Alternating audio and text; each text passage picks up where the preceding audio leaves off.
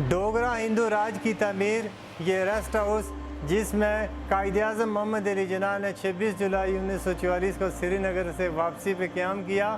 लोग यहाँ रुकते हैं और कायद-ए-आज़म जिस कमरे में ठहरे थे और जो चीज़ें इनके ज़ेरे इस्तेमाल रही इन्हें देखते हैं, जो मुकम्मल अपनी असल हालत में आज भी वैसी ही महफूज हैं। आइए आपको कायद-ए-आज़म का वो कमरा और इनके ज़ेरे इस्तेमाल रहने वाली वो चीज़ें दिखाते हैं।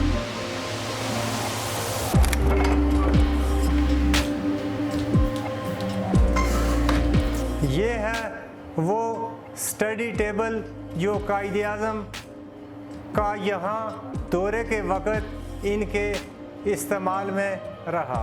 ये है वो कुर्सी जिस पर कायद-ए-आज़म अपने आर्ज़ी क़याम के वक्त बराजमान रहे। आइए आपको कायद-ए-आज़म की आरामगाह दिखाता चलूँ।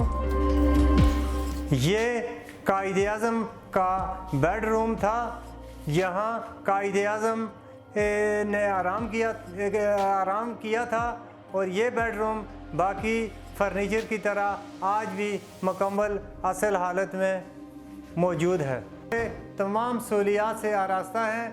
यहाँ सियाह महज 2300 रुपया पर कमरे का किराया अदा करके कायद-ए-आज़म की यादों के साथ यहाँ रह सकते हैं।